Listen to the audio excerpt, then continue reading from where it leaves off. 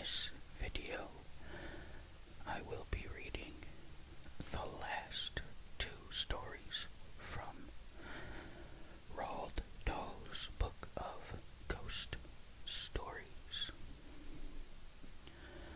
Like always, these are not stories written by Roald Dahl, but ghost stories collected by Roald Dahl, which he views to be the best of the best ever written.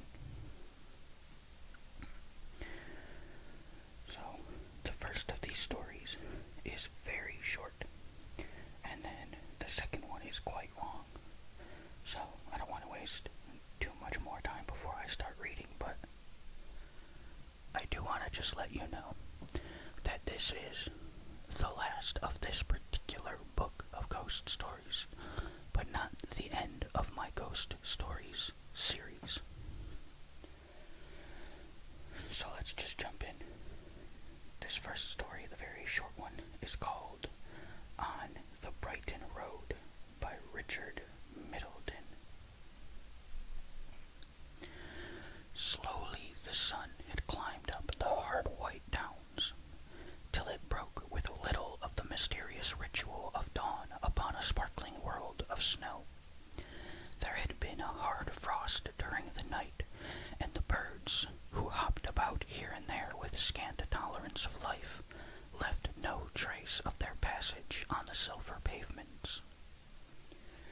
In places the sheltered caverns of the hedges broke the monotony of the whiteness that had fallen upon the colored earth, and overhead the sky melted from orange to deep blue, from deep blue to a blue so pale that it suggested a thin paper screen rather than illimitable space.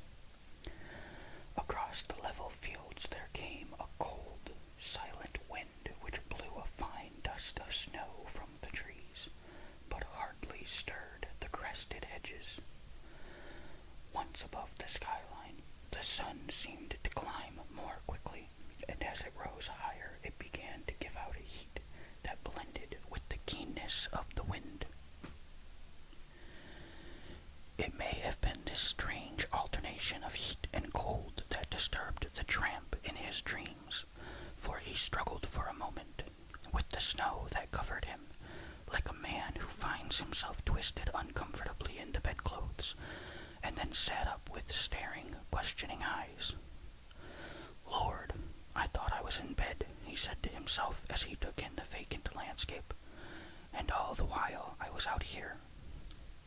He stretched his limbs and, rising carefully to his feet, shook the snow off his body. As he did so, the wind set him shivering, and he knew that his bed had been warm. "Come, I feel pretty fit," he thought. "I suppose I am lucky to wake at all in this. Or unlucky. It isn't much of a business to come back to." He looked up and saw the downs shining against the blue, like the Alps on a picture postcard. "That means another 40 miles or so, I suppose," he continued grimly. "Lord knows what I did yesterday. Walked till I was done, and now I'm only about 12 miles from Brighton. Damn the snow, damn Brighton, damn everything." The sun crept higher and higher, and he started walking patiently along the road, with his back turned to the hills.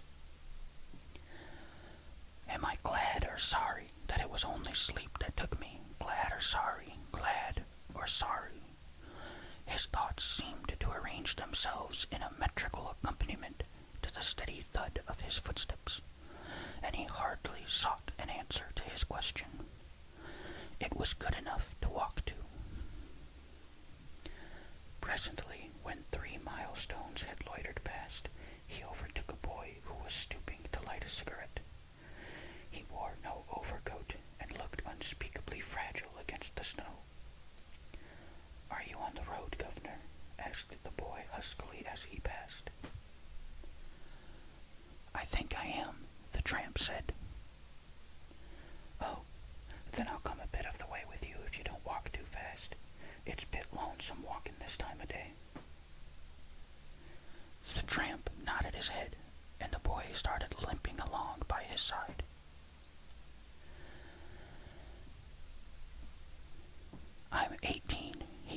casually.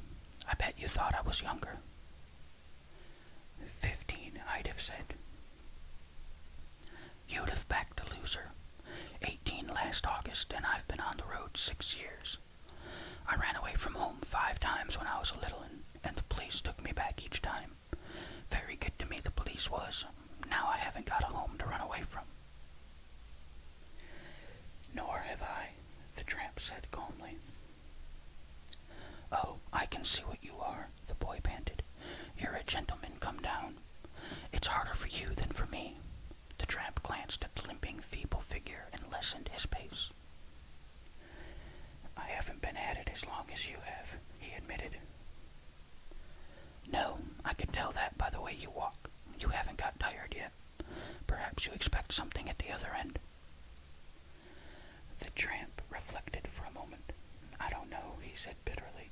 "I'm always expecting things." "You'll grow out of that," the boy commented. "It's warmer in London, but it's harder to come by grub. There isn't much in it, really." "Still, there's the chance of meeting somebody there who will understand." "Country people are better," the boy interrupted. "Last night I took a lease of a barn for nothing and slept with the cows, and this morning the farmer routed me out and gave me tea and toke because I was so little. Of course I score there, but in London, soup on the embankment at night, and all the rest of the time coppers moving you on." "I dropped by the roadside last night and slept where I fell. It's a wonder I didn't die," the tramp said. The boy looked at him sharply. "How did you know you didn't?" he said. "I don't see it," the tramp said after a pause. "I tell you," the boy said hoarsely, "people like us can't get away from this sort of thing if we want to. Always hungry and thirsty and dog-tired and walking all the while. And yet if anyone offers me a nice home and work, my stomach feels sick. Do I look strong? I know I'm little for my age, but I've been knocking about like this for 6 years, and do you think I'm not dead? I was drowned bathing at Margate, and I was killed by a gypsy with a spike. He knocked my head, and yet I'm walking along here now, walking to London to walk away from it again, because I can't help it. Dead. I tell you, we can't get away if we want to." The boy broke off in a fit of coughing, and the tramp paused while he recovered. "You'd better borrow my coat for a bit, Tommy," he said. "Your cough's pretty bad." "You go to hell," the boy said fiercely, puffing at his cigarette. "I'm all right. I was telling you about the road. You haven't got down to it yet, but you'll find out presently. We're all dead, all of us who are on it, and we're all tired, yet somehow we can't leave it. There's nice smells in the summer, dust and hay, and the wind smack in your face on a hot day, and it's nice waking up in the wet grass on a fine morning. I don't know. He lurched forward suddenly, and the tramp caught him in his arms. "I'm sick," the boy whispered. "Sick." The tramp looked up and down the road, but he could see no houses or any sign of help.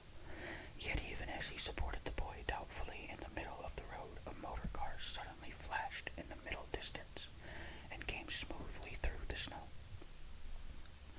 "What's the trouble?" said the driver quietly as he pulled up. "I'm a doctor."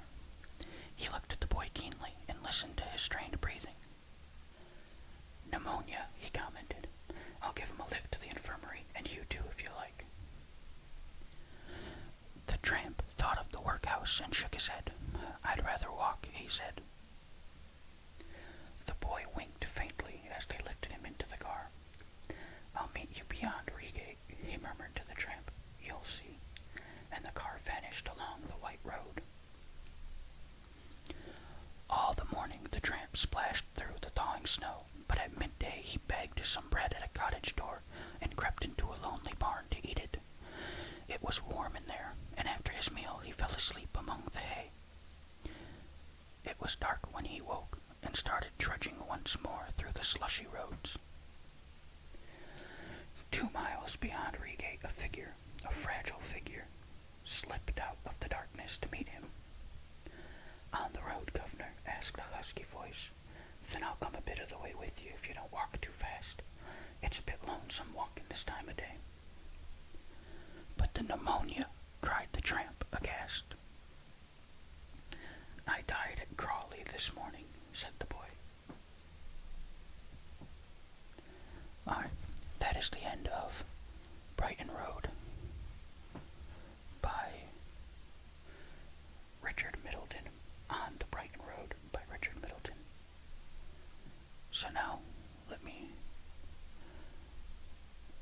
get to the next one. Alright.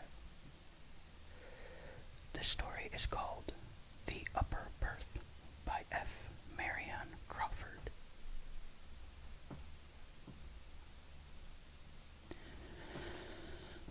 Somebody asked for the cigars.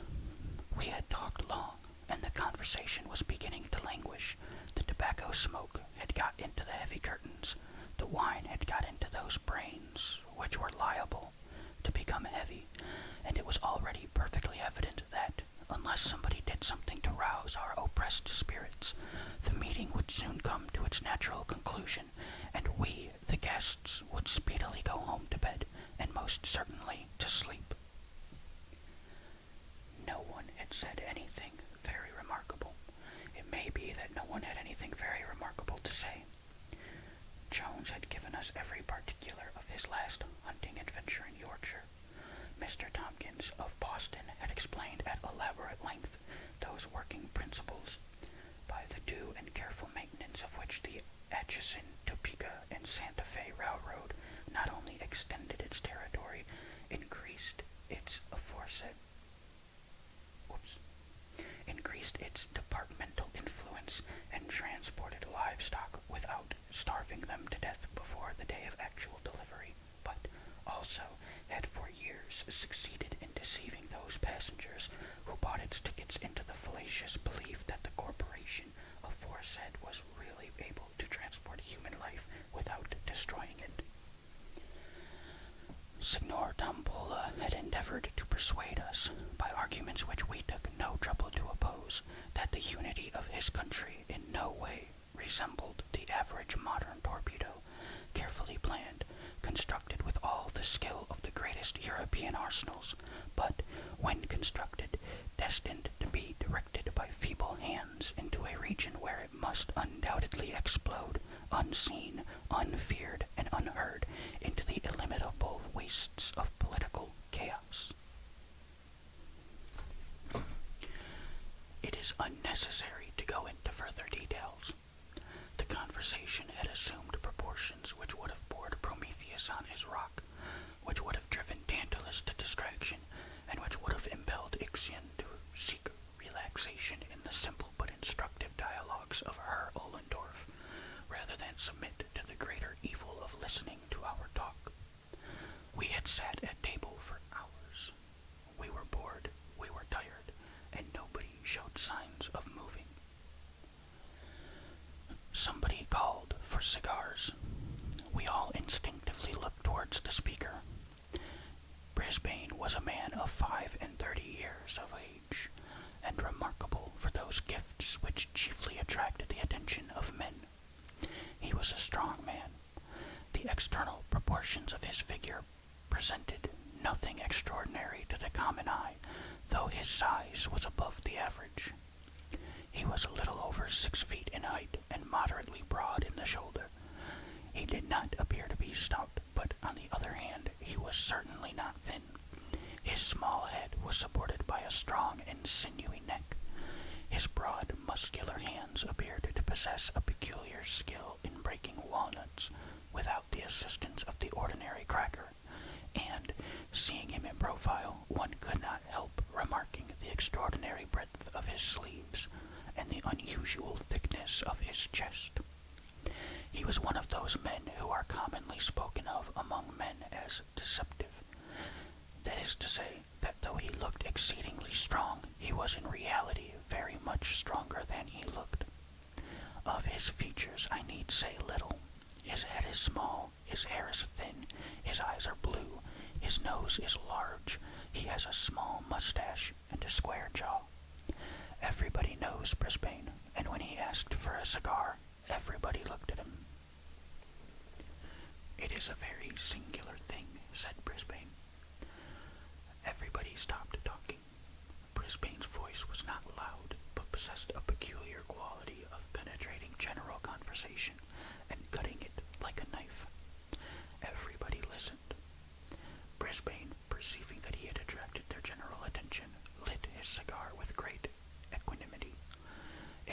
very singular, he continued. That thing about ghosts. People are always asking whether anybody has seen a ghost. I have. Bosh. What, you? You don't mean to say so, Brisbane.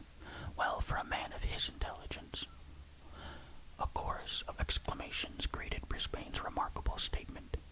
Everybody called for cigars, and Stubbs the butler suddenly appeared from the depths of nowhere with a fresh bottle of dry champagne. The situation was saved. Brisbane was going to tell a story. I am an old sailor, said Brisbane, and as I have to cross the Atlantic pretty often, I have my favorites. Most men have their favorites. I have seen a man wait in a Broadway bar for 3/4 of an hour for a particular car which he liked. I believe the barkeeper made at least 1/3 of his living by that man's preference. I have a habit of waiting for certain ships when I am obliged to cross that duck pond. It may be a prejudice, but I was never cheated out of a good passage but once in my life. I remember it very well. It was a warm morning in June, and the custom house officials, who were hanging about waiting for a steamer already on her way up from the quarantine, presented a peculiarly hazy and thoughtful appearance. I had not much luggage. I never have. I mingled with the crowd of passengers, porters, and officious individuals in blue coats and brass buttons, who seemed to spring up like mushrooms from the deck of a moored steamer to obtrude their unnecessary services upon the independent passenger. I have often noticed with a certain interest the spontaneous evolution of these fellows. They are not there when you arrive. 5 minutes after the pilot has called, "Go ahead," they, or at least their blue coats and brass buttons, have disappeared from deck and gangway as completely as though they had been consigned to that locker which tradition unanimously ascribes to Davy Jones. But at the moment of starting, they are there, clean-shaved, blue-coated, and ravenous for fees. I hastened on board. The Kamtschatka was one of my favorite ships. I say was, because she emphatically no longer is. I cannot conceive of any inducement which would entice me to make another voyage in her. Yes, I know what you are going to say. She is uncommonly clean in the run aft. She has enough bluffing off in the bows to keep her dry, and the lower berths are most of them double. She has a lot of advantages, but I won't cross in her again. Excuse the digression. I got on board. I hailed a steward whose red nose and redder whiskers were equally familiar to me. 105 lower berth, said I, in the businesslike tone peculiar to men who think no more of crossing the Atlantic than taking a whiskey cocktail at downtown Delmonico's. The steward took my portmanteau, greatcoat, and rug. I shall never forget the expression of his face. Not that he turned pale. It is maintained by the most eminent divines that even miracles cannot change the course of nature. I have no hesitation in saying that he did not turn pale, but from his expression I judged that he was either about to shed tears, to sneeze, or to drop my portmanteau. As the latter contained 2 bottles of particularly fine old sherry presented to me for my voyage by my old friend Snigginson Van Pickens, I felt extremely nervous. But the steward did none of these things. "Well, I'm said he in a low voice, and led the way. I supposed my Hermes, as he led me to the lower regions, had had a little grog, but I said nothing and followed him. 105 was on the port side, well aft. There was nothing remarkable about the stateroom. The lower berth, like most of those upon the Kamtschatka, was double. There was plenty of room. There was the usual washing apparatus, calculated to convey an idea of luxury to the mind of a North American Indian.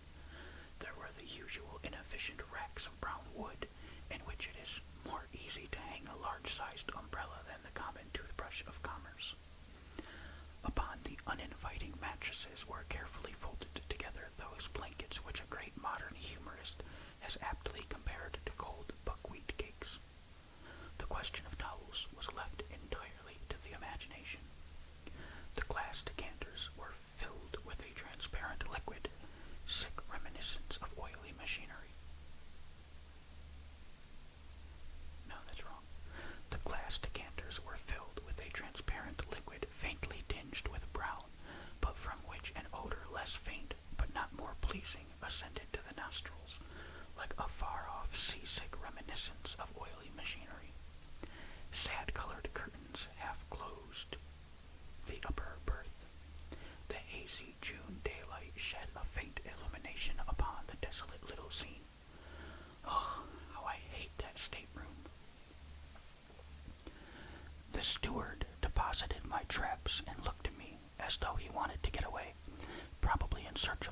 passengers and more fees. It is always a good plan to start in favor with those functionaries, and I accordingly gave him certain coins there and then. "I'll try and make you comfortable all I can," he remarked as he put the coins in his pocket. Nevertheless, there was a doubtful intonation in his voice which surprised me. Possibly his scale of fees had gone up, and he was not satisfied, but on the whole I was inclined to think that, as he himself would have expressed it, he was the better for a glass. I was wrong, however, and did the man injustice. Chapter 2. Nothing especially worthy of mention occurred during that day. We left the pier punctually, and it was very pleasant to be fairly underway, for the weather was warm and sultry, and the motion of the steamer produced a refreshing breeze. Everybody knows that the first day at sea is like. What the first day at sea is like. People pace the decks and stare at each other, and occasionally meet acquaintances whom they did not know to be on board. There is the usual uncertainty as to whether the food will be good, bad, or indifferent, until the first 2 meals have put the matter beyond a doubt. There is the usual uncertainty about the weather, until the ship is fairly off Fire Island. The tables are crowded at first, and then suddenly thinned.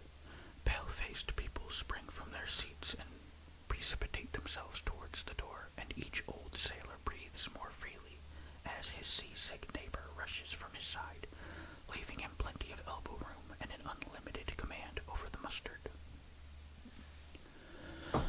One passage across the Atlantic is very much like another, and we who cross very often do not make the voyage for the sake of novelty. Whales and icebergs are indeed always objects of interest, but, after all, one whale is very much like another whale, and one rarely sees an iceberg at close quarters. To the majority of us, the most delightful moment of the day on board an ocean steamer is when we have taken our last turn on deck, have smoked our last cigar, and having succeeded in tiring ourselves, feel at liberty to turn in with a clear conscience. On that first night of the voyage, I felt particularly lazy, and went to bed in 105 rather earlier than I usually do. As I turned in, I was amazed to see that I was to have a companion. A portmanteau, very like my own, lay in the opposite corner, and in the upper berth had been deposited a neatly folded rug with a stick and umbrella. I had hoped to be alone, and I was disappointed, but I wondered who my roommate was to be, and I determined to have a look at him. Before I had been long in bed, he entered. He was, as far as I could see, a very tall man, very thin, very pale, with sandy hair and whiskers and colorless gray eyes. He had about him, I thought, an air of rather dubious fashion, the sort of man you might see in Wall Street, without being able precisely to say what he was doing there. The sort of man who frequents the Café Anglais, who always seems to be alone and who drinks champagne. You might meet him on a racecourse, but he would never appear to be doing anything there either. A little overdressed, a little odd. There are 3 or 4 of his kind on every ocean steamer. I made up my mind that I did not care to make his acquaintance, and I went to sleep saying to myself that I would study his habits in order to avoid him. If he rose early, I would rise late. If he went to bed late, I would go to bed early. I did not care to know him. If you once know people of that kind, they are always turning up. Poor fellow, I need not have taken the trouble to come to so many decisions about him, for I never saw him again after that first night in 105. I was sleeping soundly when I was suddenly waked by a loud noise. To judge from the sound, my roommate must have sprung with a single leap from the upper berth to the floor. I heard him fumbling with the latch and bolt of the door, which opened almost immediately, and then I heard his footsteps as he ran at full speed down the passage, leaving the door open behind him. The ship was rolling a little, and I expected to hear him stumble or fall, but he ran as though he were running for his life. The door swung on its hinges with the motion of the vessel, and the sound annoyed me. I got up and shut it and groped my way back to my berth in the darkness. I went to sleep again, but I have no idea how long I slept. When I awoke, it was still quite dark, but I felt a disagreeable sensation of cold, and it seemed to me that the air was damp. You know the peculiar smell of a cabin which has been wet with seawater. I covered myself up as well as I could and dozed off again, framing complaints to be made the next day and selecting the most powerful epithets in the language. I could hear my roommate turn over in the upper berth. He had probably returned while I was asleep. Once I thought I heard him groan, and I argued that he was seasick. That is particularly unpleasant when one is below. Nevertheless, I dozed off and slept till early daylight. The ship was rolling heavily, much more than on the previous evening, and the gray light which came in through the porthole changed in tint with every movement, according as the angle of the vessel's side turned the glass seawards or skywards. It was very cold, unaccountably so for the month of June. I turned my head and looked at the porthole and saw to my surprise that it was wide open and hooked back. I believe I swore audibly. Then I got up and shut it. As I turned back, I glanced at the upper berth. The curtains were drawn close together. My companion had probably felt cold as well as I. It struck me that I had slept enough. The stateroom was uncomfortable, though, strange to say. I could not smell the dampness which had annoyed me in the night. My roommate was still asleep. Excellent opportunity for avoiding him, so I dressed at once and went on deck. The day was warm and cloudy, and an oily smell on the water.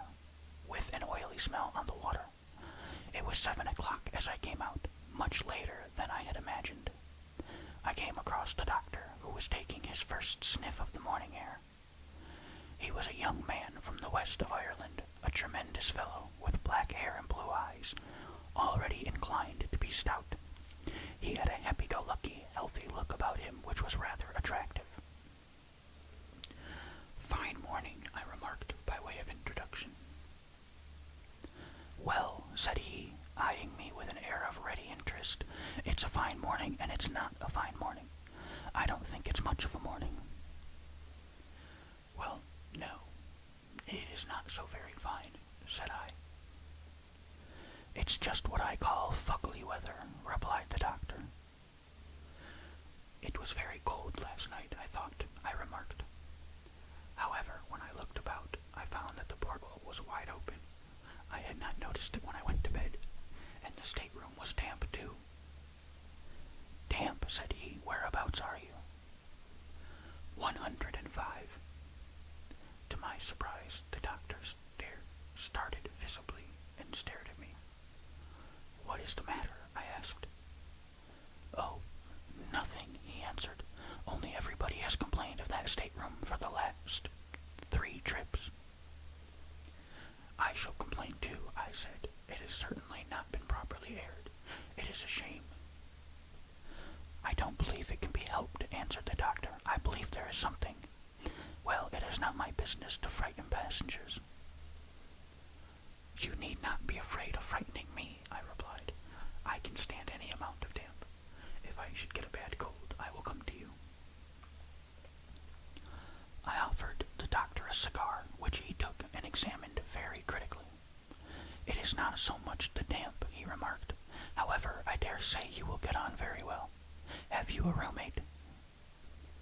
"Yes, a deuce of a fellow who bolts out in the middle of the night and leaves the door open."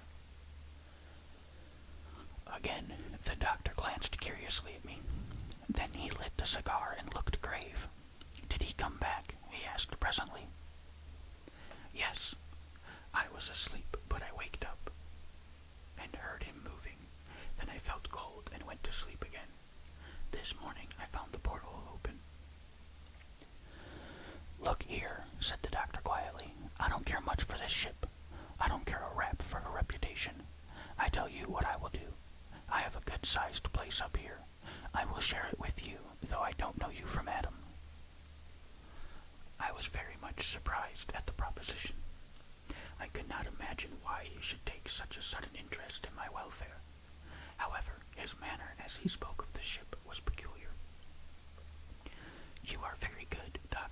I said, but really, I believe even now the cabin could be aired or cleaned out or something. Why do you not care for the ship? We are not superstitious in our profession, sir, replied the doctor, but the sea makes people so. I don't want to prejudice you, and I don't want to frighten you, but if you will take my advice, you will move in here. I would as soon see you overboard, he added, as know that you or any other man was to sleep in 105. Good gracious, why? I asked. Just because on the last 3 trips, the people who have slept there actually have gone overboard, he answered gravely. The intelligence was startling and exceedingly unpleasant, I confess. I looked hard at the doctor to see whether he was making game of me, but he looked perfectly serious.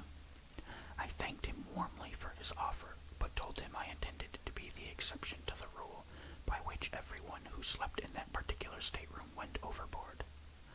He did not say much, but looked as grave as ever, and hinted that before we got across, I should probably reconsider his proposal. In the course of time we went to breakfast, at which only an inconsiderable number of passengers assembled. I noticed that 1 or 2 of the officers who breakfasted with us looked grave. After breakfast I went into my stateroom in order to get a book. The curtains of the upper berth were still closely drawn. Not a word was to be heard.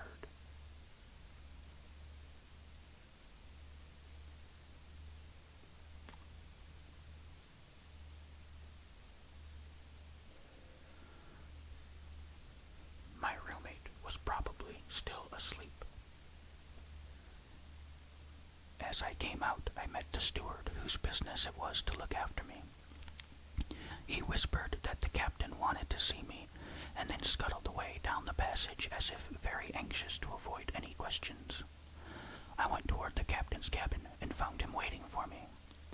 "Sir," said he, "I want to ask a favor of you." I answered that I would do anything to oblige him. "Your roommate has disappeared," he said. "He is known to have turned in early last night. Did you notice anything extraordinary in his manner?" The question coming, as it did, in exact confirmation of the fears the doctor had expressed half an hour earlier, staggered me. "You don't mean to say he has gone overboard?" I asked. "I fear he has," answered the captain. "This is the most extraordinary thing," I began. "Why?" he asked. "He is the 4th, then," I explained.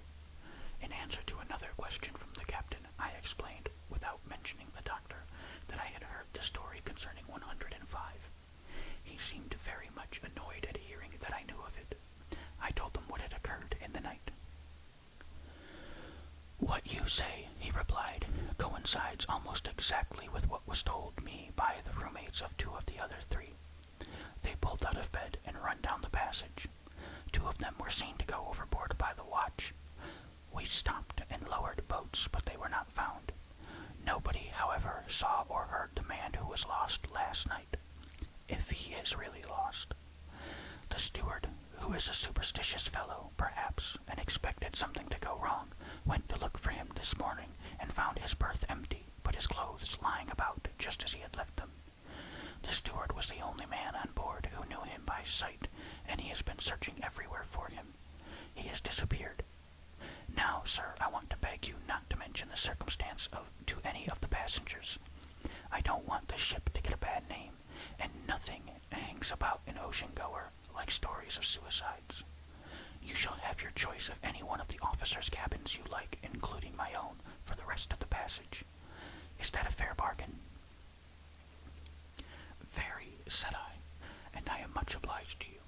But since I am alone and have the stateroom to myself, I would rather not move. If the steward will take out that unfortunate man's things, I would as lief stay where I am. I will not say anything about the matter, and I think I can promise you that I will not follow my roommate." The captain tried to dissuade me from my intention, but I preferred having a stateroom alone to being the chum of any officer on board. I do not know whether I acted foolishly, but if I had taken his advice, I should have had nothing more to tell. There would have remained the disagreeable coincidence of several suicides occurring among men who had slept in the same cabin, but that would have been all. That was not the end of the matter, however, by any means. I obstinately made up my mind that I would not be disturbed by such tales, and I even went so far as to argue the question with the captain. There was something wrong about the stateroom, I said. It was rather damp. The porthole had been left open last night. My roommate might have been ill when he came on board, and he might have become delirious after he went to bed. He might even now be hiding somewhere on board, and might be found later. The place ought to be aired, and the fastening of the port looked to. If the captain would give me leave, I would see that what I thought necessary were done immediately.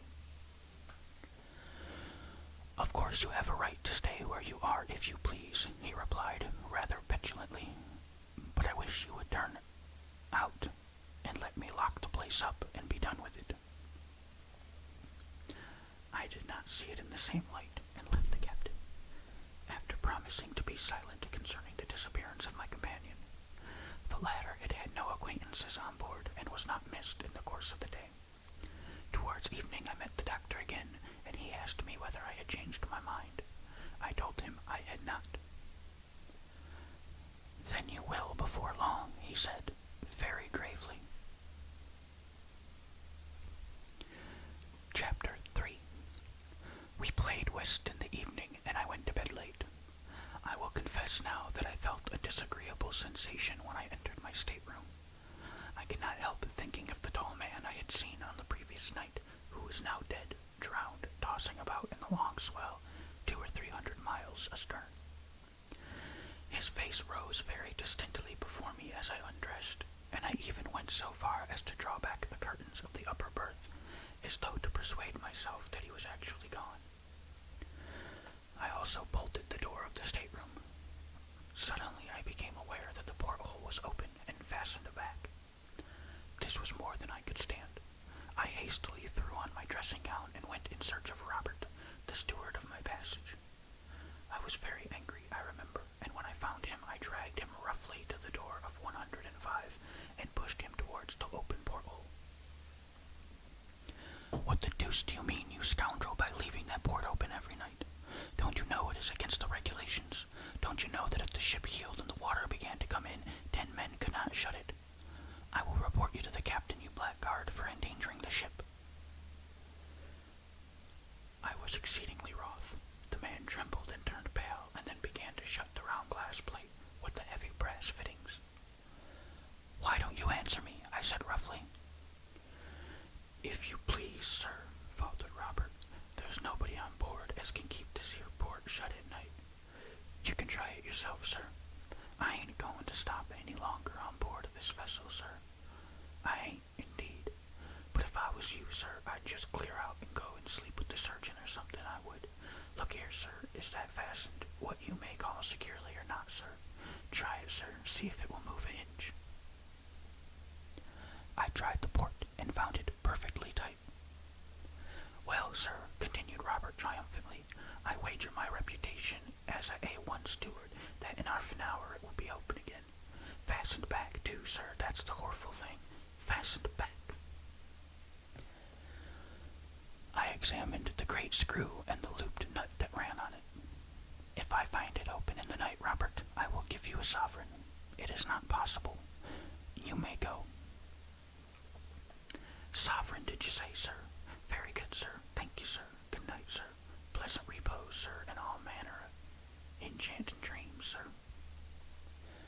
Robert scuttled away, delighted at being released.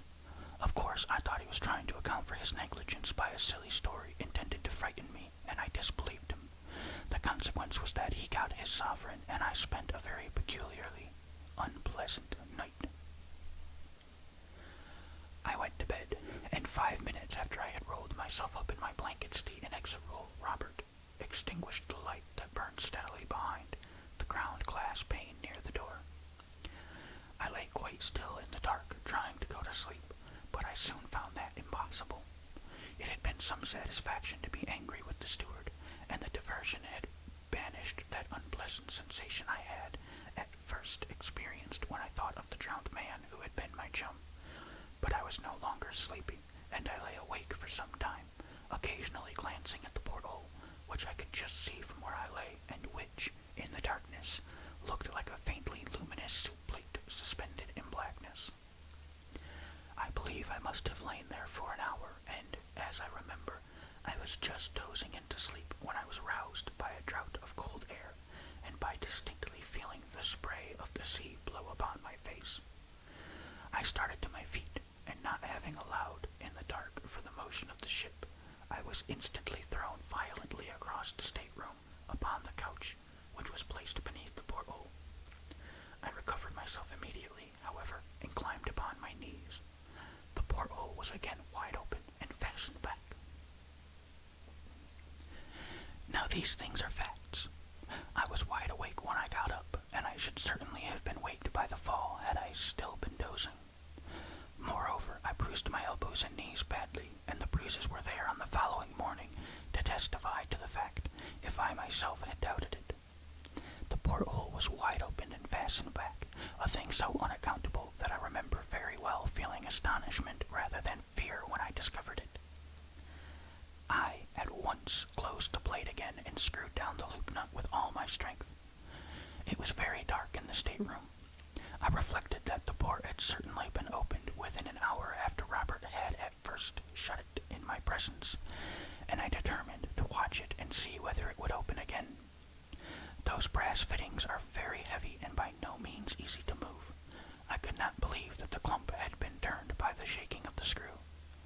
I stood peering out through the thick glass at the alternate white and gray streaks of the sea that foamed beneath the ship's side. I must have remained there a quarter of an hour. Suddenly, as I stood, I distinctly heard something moving behind me in one of the berths, and a moment afterwards, just as I turned instinctively to look, though I could, of course, see nothing in the darkness, I heard a very faint groan. I sprang across the stateroom and tore the curtains of the upper berth aside, thrusting in my hands to discover if there was anyone there. There was someone. I remember that the sensation as I put my hands forward was as though I were plunging them into the air of a damp cellar, and from behind the curtain came a gust of wind that smelled horribly of stagnant seawater. I laid hold of something that had the shape of a man's arm, but was smooth and wet and icy cold. But suddenly, as I pulled, the creature sprang violently forward against me, a clammy, oozy mass, and it seemed to me heavy and wet, yet endowed with a sort of supernatural strength. I reeled across the stateroom, and in an instant the door opened and the thing rushed out. I had not had time to be frightened, and quickly recovering myself, I sprang through the door and gave chase at the top of my speed, but I was too late. 10 yards before me I could see, I am sure I saw it, a dark shadow moving in the dimly lighted passage, quickly as the shadow of a fast horse thrown before a dog cart by the lamp on a dark night. But in a moment it had disappeared, and I found myself holding on to the polished rail that ran along the bulkhead where the passage turned towards the companion. My hair stood on end, and the cold perspiration rolled down my face. I am not ashamed of it in the least. I was very badly frightened. Still, I doubted my senses, and pulled myself together. It was absurd, I thought. The Welsh rarebit I had eaten had disagreed with me. I had been in a nightmare. I made my way back to my stateroom and entered it with an effort. The whole place smelled of stagnant seawater, as it had when I had waked on the previous morning. It required my utmost strength to go in and grope among my things for a box of wax lights. As I lighted a railway-leading lantern, which I always carry in case I want to read after the lamps are out, I perceived that the porthole was again open, and a sort of creeping horror began to take possession of me, which I never felt before, nor wish to feel again. But I got a light and proceeded to examine the upper berth, expecting to find it drenched with seawater. was disappointed. The bed had been slept in, and the smell of the sea was strong, but the bedding was as dry as a bone. I fancied that Robert had not had the courage to make the bed after the accident of the previous night. It had all been a hideous dream. I drew the curtains back as far as I could and examined the place very carefully. It was perfectly dry, but the porthole was open again. With a sort of dull bewilderment of horror, I closed it and screwed it down, and thrusting my heavy stick through the brass loop, wrenched it with all my might, till the thick metal began to bend under the pressure. Then I hooked my reading lantern into the red velvet of the head of the couch, and sat down to recover my senses if I could. I sat there all night, unable to think of rest, hardly able to think at all. But the porthole remained closed, and I did not believe it would now open again without the application of a considerable force. The morning dawned at last, and I dressed myself slowly, thinking over all that had happened in the night. It was a beautiful day, and I went on deck, glad to get out in the early, pure sunshine, and to smell the breeze from the blue water, so different from the noisome, stagnant odor from my stateroom. Instinctively I turned aft, towards the surgeon's cabin. There he stood, with a pipe in his mouth, taking his morning airing precisely as on the preceding day. "Good morning," said he, quietly, but looking at me with evident curiosity. "Doctor, you were quite right," said I. "There is something wrong about that place." "I thought you would change your mind," he answered, rather triumphantly. "You have had a bad night, eh? Shall I make you a pick-me-up? I have a capital recipe." "No, thanks," I cried, "but I would like to tell you what happened." I then tried to explain as clearly as possible precisely what had occurred, not omitting to state that I had been scared as I had never been scared in my whole life before. I dwelt particularly on the phenomenon of the porthole, which was a fact to which I could testify, even if the rest had been an illusion. I had closed it twice in the night, and the second time I had actually bent the brass in wrenching it with my stick. I believe I insisted a good deal on this point. "You seem to think I am likely to doubt the story," said the doctor, smiling at the detailed account of the state of the porthole. "I do not doubt it in the least. I renew my invitation to you. Bring your traps here and take half my cabin." "Come and take half of mine for one night," I said. "Help me get at the bottom of this thing." "You will get to the bottom of something else if you try," answered the doctor. "What?" I asked. "The bottom of the sea. I am going to leave the ship. It is not canny." "Then you will not help me to find out?" "Not I," said the doctor quickly. "It is my business to keep my wits about me, not to go fiddling about with ghosts and things." "Do you really believe it is a ghost?" I inquired, rather contemptuously. But as I spoke, I remembered very well the horrible sensation of the supernatural which had got possession of me during the night. The doctor turned sharply on me. "Have you any reasonable explanation of these things to offer?" he asked. "No, you have not. Well, you say you will find an explanation.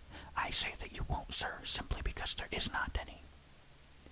"But my dear sir," I retorted, "do you, a man of science, mean to tell me that such things cannot be explained?" "I do," he answered stoutly, "and if they could, I would not be concerned in the explanation." I did not care to spend another night alone in the stateroom, and yet I was obstinately determined to get at the root of the disturbances. I do not believe there are many men who would have slept there alone after passing 2 such nights, but I made up my mind to try it, if I could not get anyone to share a watch with me. The doctor was evidently not inclined for such an experiment. He said he was a surgeon, and that in case any accident occurred on board, he must always be in readiness. He could not afford to have his nerves unsettled. Perhaps he was quite right, but I am inclined to think that his precaution was prompted by his inclination. On inquiry, he informed me that there was no one on board who would be likely to join me in my investigations, and after a little more conversation, I left him. A little later, I met the captain and told him my story. I said that if no one would spend the night with me,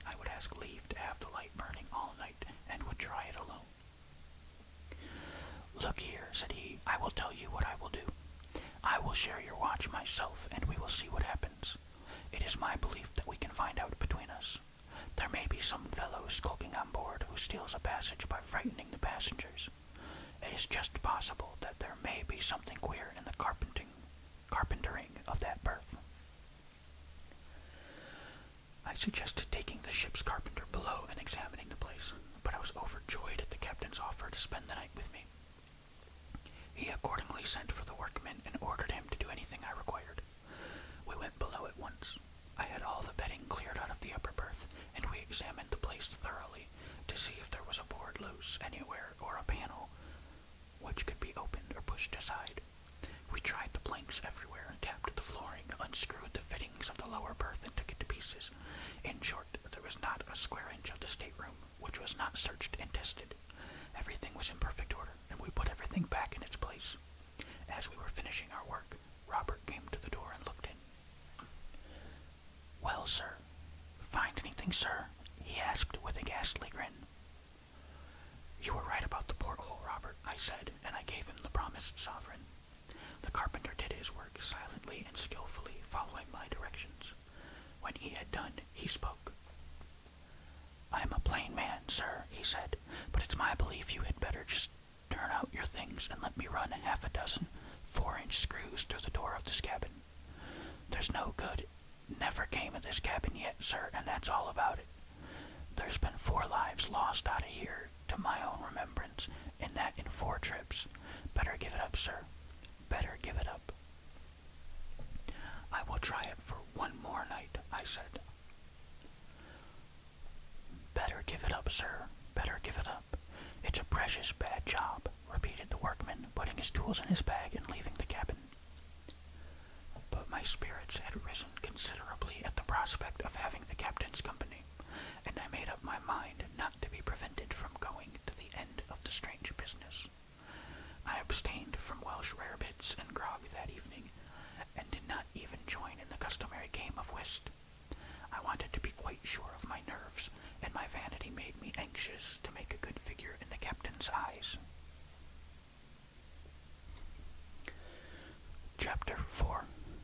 The captain was one of those splendidly tough and cheerful specimens of seafaring humanity whose combined courage, hardihood, and calmness in difficulty leads them naturally into high positions of trust. He was not the man to be led away by an idle tale, and the mere fact that he was willing to join me in the investigation was proof that he thought there was something seriously wrong, which could not be accounted for on ordinary theories, nor laughed down as a common superstition. To some extent, too, his reputation was at stake, as well as the reputation of the ship. It is no light thing to lose passengers overboard, and he knew it. About 10 o'clock that evening, as I was smoking a last cigar, he came up to me and drew me aside from the boat of the other passengers, who were patrolling the deck in the warm darkness. "This is a serious matter, Mr. Brisbane," he said. "We must make up our minds either way, to be disappointed or to have a pretty rough time of it. You see, I cannot afford to laugh at the affair, and I will ask you to sign your name to a statement of whatever occurs. If nothing happens tonight, we will try it again tomorrow and next day. Are you ready?" So we went below and entered the stateroom. As we went in, I could see Robert the steward, who stood a little further down the passage watching us with his usual grin, as though certain that something dreadful was about to happen. The captain closed the door behind us and bolted it. "Supposing we put your portmanteau before the door," he suggested.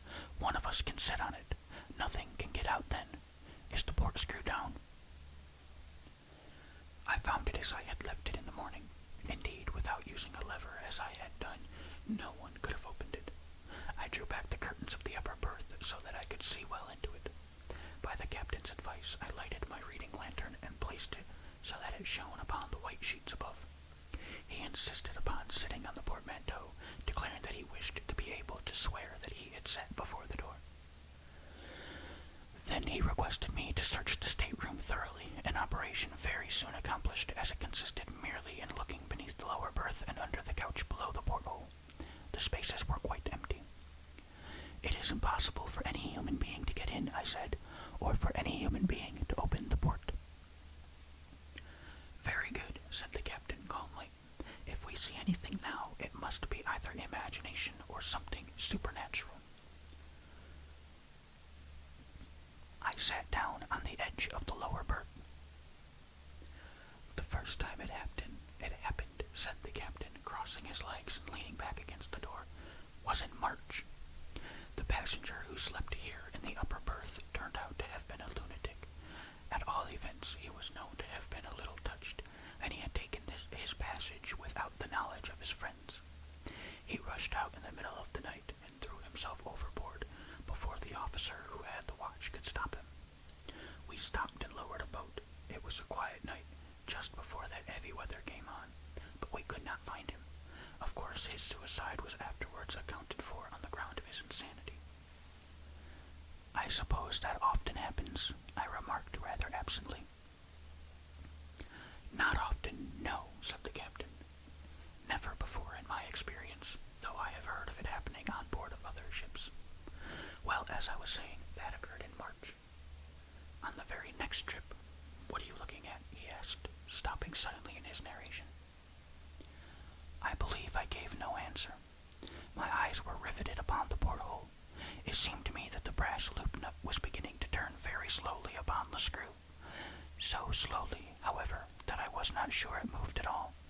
I watched it intently, fixing its position in my mind, and trying to ascertain whether it changed.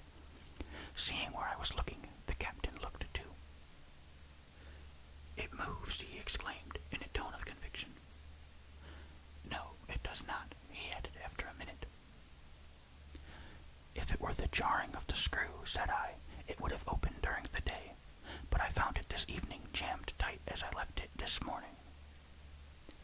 I rose and tried the nut. It was certainly loosened, for by an effort I could move it with my hands. The queer thing, said the captain, is that the second man who was lost is supposed to have got through that very port. We had a terrible time over it. It was in the middle of the night, and the weather was very heavy. There was an alarm that one of the ports was open and the sea running in.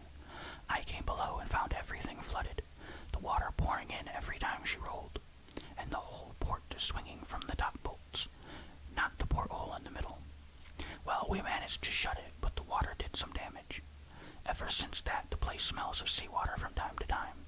We supposed the passenger had thrown himself out, though the Lord only knows how he did it. The steward kept telling me that he could not keep anything shut here. Upon my word, I can smell it now, cannot you? He inquired, sniffing the air suspiciously. Yes, distinctly, I said, and I shuddered as that same odor of stagnant seawater grew stronger in the cabin. Now, to smell like this, the place must be damp, I continued, and yet when I examined it with the carpenter this morning, everything was perfectly dry. It is most extraordinary. Hello. My reading lantern, which had been placed in the upper berth, was suddenly extinguished. There was still a good deal of light from the pane of ground glass near the door, behind which loomed the regulation lamp. The ship rolled heavily, and the curtain of the upper berth swung far out into the stateroom and back again. I rose quickly from my seat on the edge of the bed, and the captain at the same moment started to his feet with a loud cry of surprise. I had turned with the intention of taking down the lantern to examine it, when I heard his exclamation and immediately afterwards his call for help. I sprang towards him. He was wrestling with all his might with the brass loop of the port. It seemed to turn against his hands in spite of all his efforts. I caught up my cane, a heavy oak stick I always used to carry, and thrust it through the ring and bore on it with all my strength. But the strong wood snapped suddenly, and I fell upon the couch. When I rose again, the port was wide open, and the captain was standing with his back against the door, pale to the lips. There is something in that berth, he cried in a strange voice, his eyes almost starting from his head. Hold the door while I look. Shall not escape us, whatever it is. But instead of taking his place, I sprang upon the lower bed and seized something which lay in the upper berth. It was something ghostly, horrible beyond words, and it moved in my grip. It was like the body of a man long drowned, and yet it moved, and had the strength of 10 men living. But I gripped it with slippery, oozy, horrible thing. The dead white eyes seemed to stare at me out of the dusk. The putrid odor of rank seawater was about it, and its shiny hair hung in foul, wet curls over its dead face. I wrestled with the dead thing. It thrust itself upon me and forced me back and nearly broke my arms. It wound its corpse's arms about my neck, the living death, and overpowered me so that I at last cried aloud and fell and left my hold. As I fell, the thing sprang across me and seemed to throw itself upon the captain. When I last saw him on his feet, his face was white and his lips set.